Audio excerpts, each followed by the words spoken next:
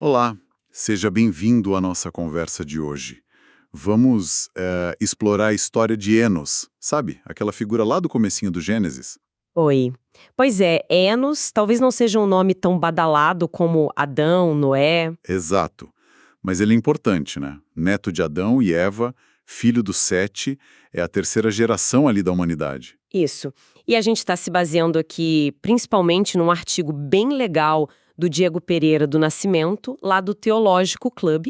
Ele junta muita coisa. Sim, ele puxa fontes bíblicas, judaicas até acadêmicas, né? Exatamente, um material bem rico para a gente tentar entender quem foi esse Enos e, principalmente, né, o que raio significa aquela frase, aquela famosa Gênesis 4:26. Então se começou a invocar o nome do Senhor.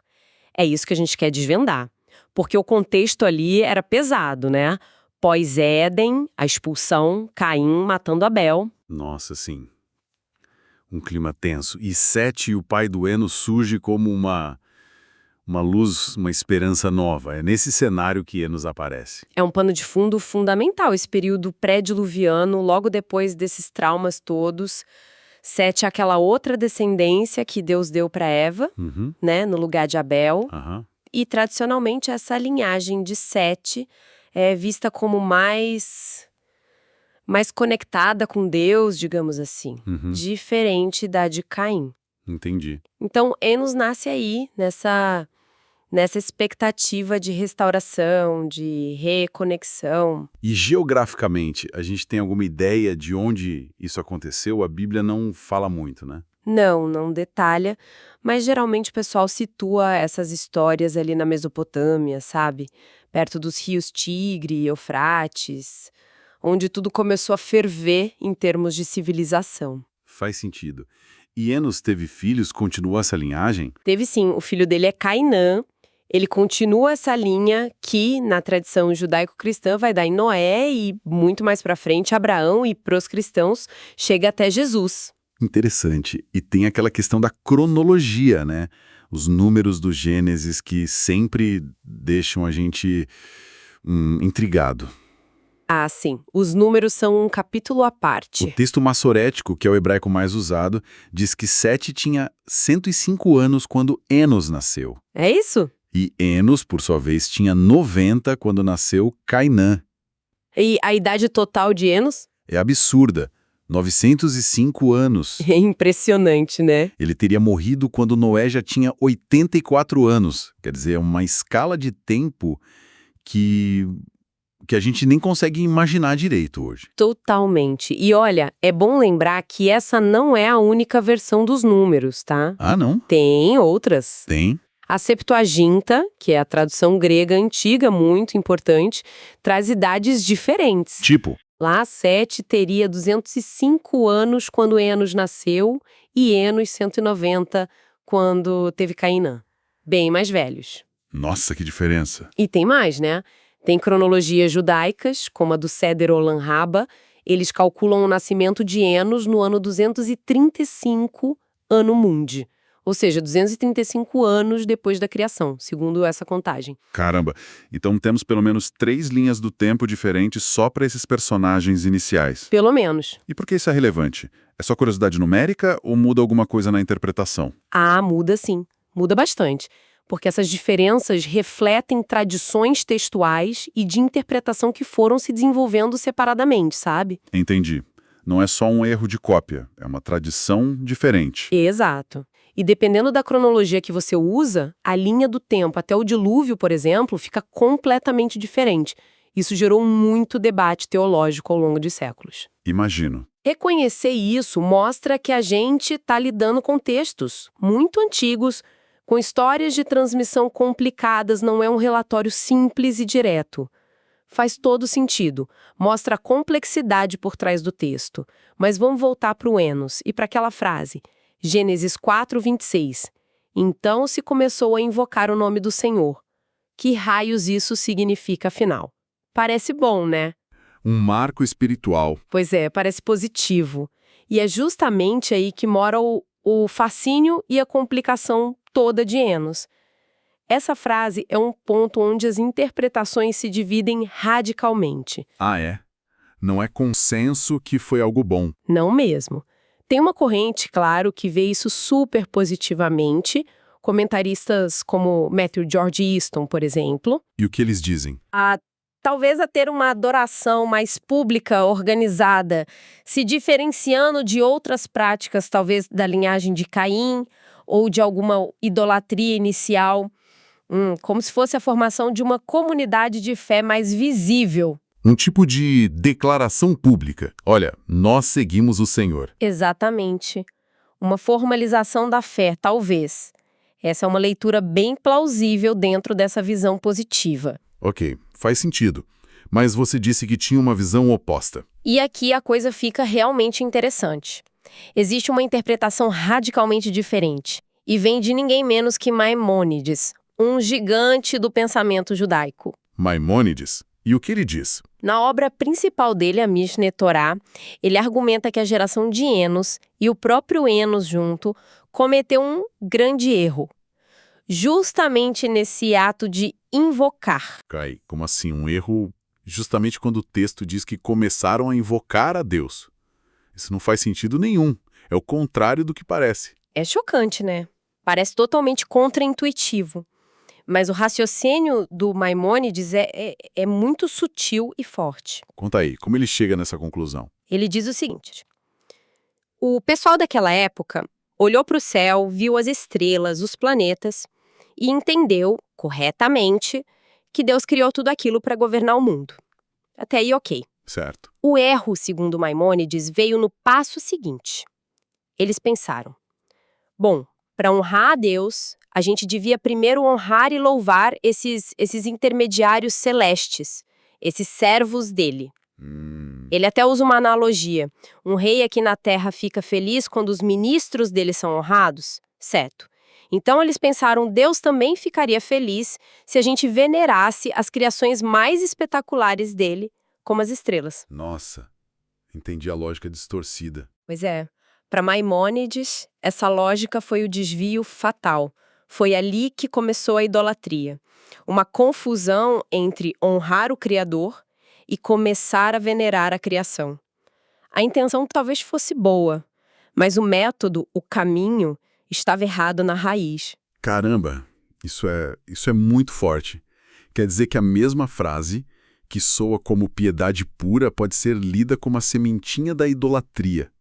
Que reviravolta. Exatamente, é uma reviravolta e tanto.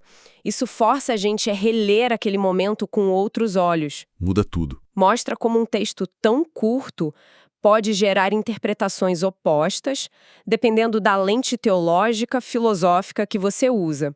A visão do Maimônides é muito provocadora, porque ele não nega que houve uma invocação, mas ele questiona profundamente o como e o porquê. Para ele, ali nasceu um problema que só piorou depois, afastando a humanidade do monoteísmo verdadeiro. Que coisa! Uma leitura que lança uma sombra enorme sobre aquele que parecia ser um momento de luz. É, uma tensão interpretativa fortíssima. E essa tensão já seria fascinante se ficasse só na tradição judaico-cristã.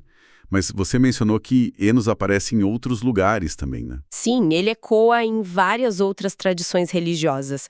O nome dele, ou variações como Anush, aparece bastante. E será que essa complexidade, essa ambiguidade continua nessas outras visões? Ou eles têm uma imagem mais definida dele? As interpretações continuam variadas, sim. Por exemplo, na tradição ortodoxa étiope, eles têm o livro dos jubileus, que faz parte do cânon deles. Sei. E o que diz lá? Lá, Enos é apresentado como um servo fiel e justo. Uma visão positiva. Mas tem mais. Uma tradição etíope muito interessante diz que foi ele quem introduziu o alfabeto GS, original. O quê? O alfabeto, sim, que teria sido usado para registrar as leis divinas. Olha o contraste. Gênesis foca na invocação ambígua e a tradição etíope transforma ele quase num escriba divino, que deu a ferramenta para a comunicação sagrada. Que salto! De um invocador, talvez equivocado, para um instituidor da escrita sagrada? E no Islã, como ele é visto lá, tem a ver com invocação e idolatria? No Islã, ele é conhecido como Anush e é considerado um profeta. filho e sucessor de Sete, que eles chamam de Shit. Ah, um profeta. Então a visão é positiva. Sim, bem positiva. Alguém que seguiu os passos do pai. E aqui tem um ponto interessante que conecta com a discussão anterior. Dizem que ele recebeu conhecimento divino sobre o cosmos, sobre as estrelas. Olha aí, as estrelas de novo, mas aqui é visto como algo bom. Exato. Lembra da preocupação do Maimônides com a veneração dos astros? No Islã, esse conhecimento cósmico, ligado ao Anush, é parte da sabedoria profética dele, não um desvio. O historiador Ibn Kathir o descreve como um líder piedoso. Ou seja, o mesmo tema, relação com o cosmos, mas com uma interpretação totalmente diferente. Incrível como o mesmo elemento vai e volta com sinais trocados. E tem mais visões diferentes? Imagino que sim. Com certeza, se a gente for para o mandaísmo, que é uma religião gnóstica bem antiga, ainda existente, Sim. lá encontramos a Anush Ultra. E aqui a transformação é radical. Ele não é mais um humano, um patriarca. É um Ultra, um ser de luz, tipo um anjo. Nossa. É descrito como filho ou irmão de Sete. E é associado a ensinamentos dados a João Batista, milagres. É um exemplo extremo de como uma figura ancestral pode ser totalmente reimaginada dentro de outra visão de mundo, né? Adaptada para caber numa teologia bem diferente da original. Realmente. De humano a anjo. Mostra uma plasticidade enorme dessa figura ao longo do tempo e das culturas. Total. E o nome dele, Enos, tem algum significado específico em hebraico que ajude a entender essa história toda? Tem, e é bem significativo. Enos vem do hebraico Enosh. E Enosh é uma das palavras em hebraico para homem, humanidade. Ah, homem. Mas tem outras palavras para homem em hebraico, né? Tipo Adam. Qual a diferença? Boa pergunta. Adão muitas vezes se refere ao ser humano como espécie, ou ao primeiro homem, Adão. Ish geralmente é o homem individual, o marido.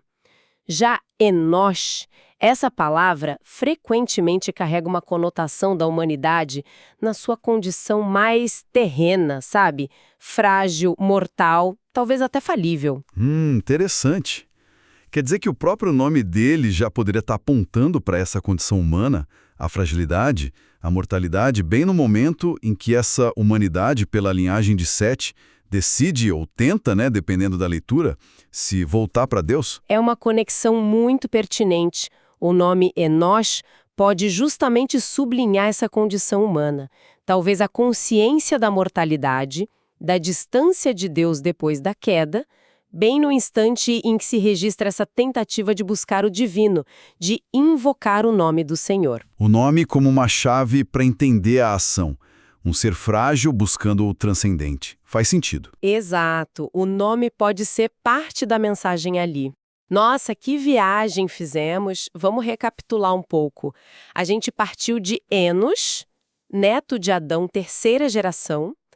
Chegamos naquele ponto nevrálgico em Gênesis, invocar o nome do Senhor, vimos as interpretações opostas, um reavivamento genuíno para uns, ou o erro sutil que iniciou a idolatria, segundo Maimônides. Isso. E depois viajamos pelo mundo, vendo Enos, ou Anush, virar profeta no Islã, escriba divino na Etiópia, até ser angelical no mandaísmo. Uma figura multifacetada. Fica muito claro que Enos, apesar de aparecer tão brevemente na Bíblia, marca um momento, um ponto de tensão, de virada e de uma riqueza interpretativa enorme na história das origens. Sem dúvida alguma.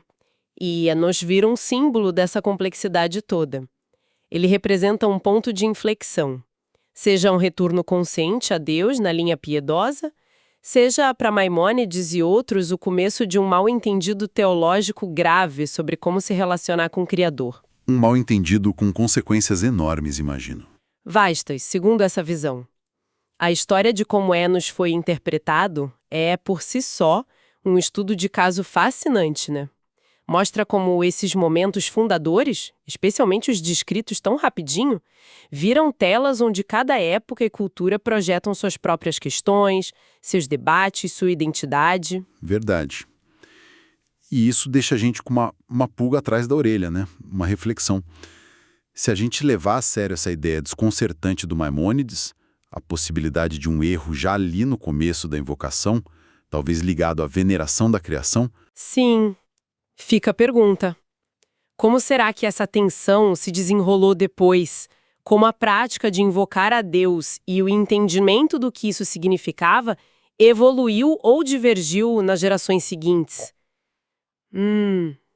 Interessante pensar nisso. será que alguns caminhos seguirão amplificando aquele possível erro, enquanto outros buscaram, talvez até como reação, uma relação mais direta, mais pura com o divino?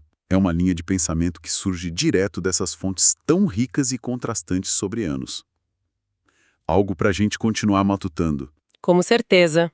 Uma boa questão para fechar. Bom, com isso, a gente encerra essa nossa análise de hoje sobre Enos.